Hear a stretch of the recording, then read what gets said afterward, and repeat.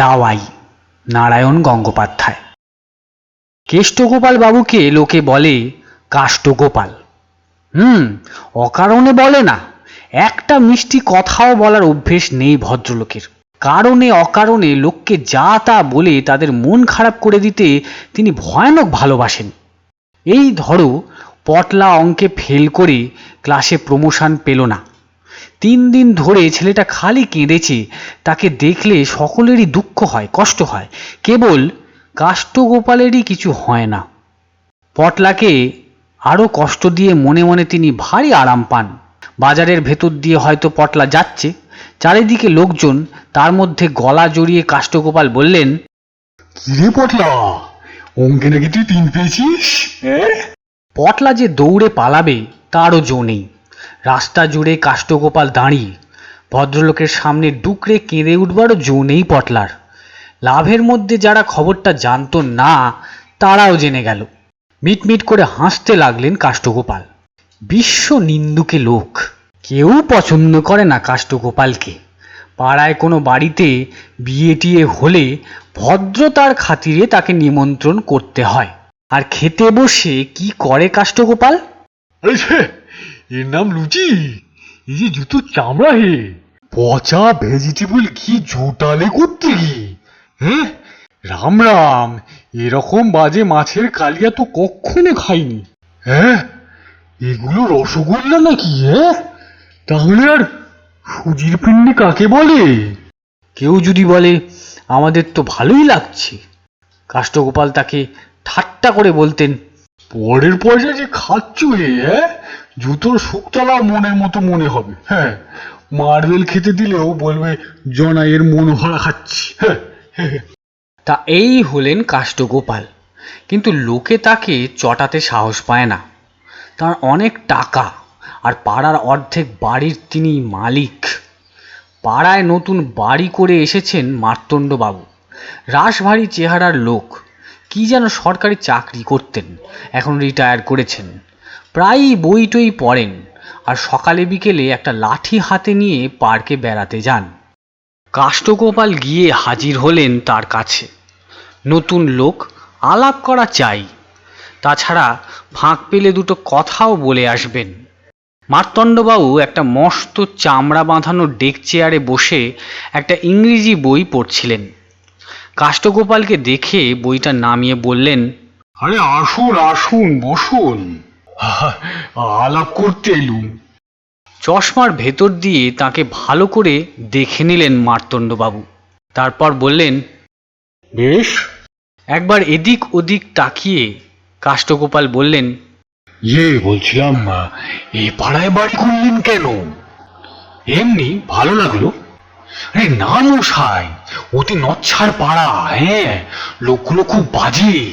ওমা, তাই নাকি? আপনিও বুঝি বাজে? কথাটা শুনে একটা বিষম খেলেন কাষ্ঠগোপাল।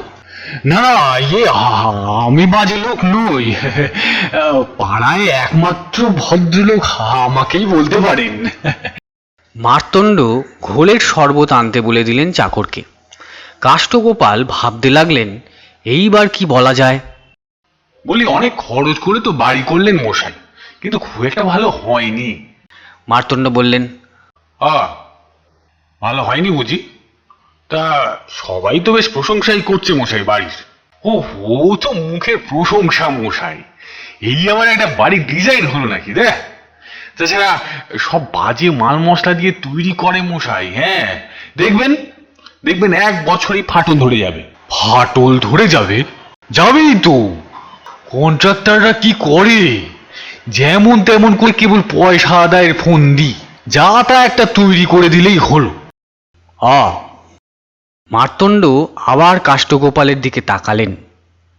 কিন্তু এ বাড়ি যে কন্ট্রাক্টরে করেনি, আমার বড় ছেলে ইঞ্জিনিয়ার, সেই দাঁড়িয়ে থেকে করিয়েছে। কাষ্ঠগোপাল একটু ঘাবড়ালেন। তাহলে মাল মশলা ভালোই আছে, কিন্তু কিন্তু আপনি যাই বলুন, ডিজাইনটা ভালো হয়নি।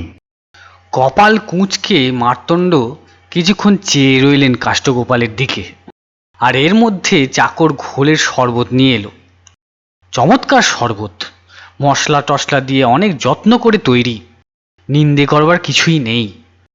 কিন্তু এক চুমুক খেয়েই নাক কুঁচকে উঠল কাষ্ঠগোপালের। মার্তণ্ড বললেন, শরবত আপনার পছন্দ হয়নি বোধহয়। সত্যি কথা বলবো, কিছু মনে করবেন না। না, পছন্দ হয়নি। মার্তণ্ড শান্ত গলায় বললেন, তা কি রকম আপনার পছন্দ? এই দোকান থেকে আনিয়েছেন তো? আর কোথায় পাবো? তাই? আরে দোকানের দই কি আর দই মশাই, ও তো অর্ধেক চুনের গোলা। বিনীত কণ্ঠে মার্তণ্ড বললে, তাহলে ভালো দই কোথায় বলতে পারেন? খুশি হয়ে কাষ্ঠগোপাল টেবিলে একটা চড় মারলেন। আরে বলছি তো, শুনুন না। সে দই খেয়েছিলুম আমার পিসিমার বাড়িতে, হরিপালে, বুঝলেন? হ্যাঁ, মানে তারকেশ্বর লাইনে যে হরিপাল আছে সেখানে। হ্যাঁ। মার্তণ্ড বললেন, বলে যান। আগের দিন গরু দোয়ানো হলো, সেই টাটকা দুধ ক্ষীরের মতো জাল দিয়ে সন্ধে দই পাতা হলো। সেই দই থেকে পরদিন দুপুরে যখন ঘোল তৈরি হলো। বাধা দিয়ে মার্তণ্ড বললেন, বুঝেছি, আমি সে ঘোল খাওয়াতে পারি আপনাকে। একেবারে সেই জিনিস? হ্যাঁ, একেবারে সেই জিনিস, একেবারে কোনো খুঁত পাবেন না। বলেই চেয়ার ছেড়ে উঠে পড়লেন মার্তণ্ড। কাষ্ঠগোপালকে বললেন, আসুন আমার সঙ্গে।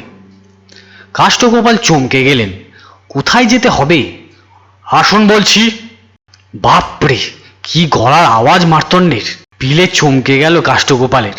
মার্তণ্ড আবার সেই বাঘ স্বরে বললেন, আসুন শিগগির। অগত্যা উঠে পড়লেন কাষ্ঠগোপাল। তাকে সোজা দোতলায় নিয়ে গিয়ে একটা ছোট ঘরের দরজা খুলে দিলে মার্তণ্ড। বললেন, ঢুকুন ওর মধ্যে। হ্যাঁ, ওখানে কি? ঘোলের শরবত, আপনি যেমন চেয়েছেন তেমন। ঢুকুন। প্রায় ঠেলেই কাষ্ঠগোপালকে ভেতরে ঢোকালেন মার্তণ্ড। বাইরে থেকে দরজা বন্ধ। বাঘের মতো আওয়াজ তুলে মার্তণ্ড বললেন, আমার স্পেশাল শরবত আপনি নিন্দা করলেন, ঠিক আছে, আপনি যা চান তাই খাবো। কিন্তু এ ঘরে শরবত কোথায় আসবে মশাই? মিস্ত্রিদের কটা চুনের টিন আর কটা বাঁশ। আসবে আসবে, শরবত আসবে। আমি এখন হাটে লোক পাঠাচ্ছি, সন্ধ্যের সময় সেই লোক ফিরে আসবে। কাল দুধ দোয়ানো হলে দই পাতা হবে, সেই দই থেকে পরশু দুপুরে ঘোল হবে।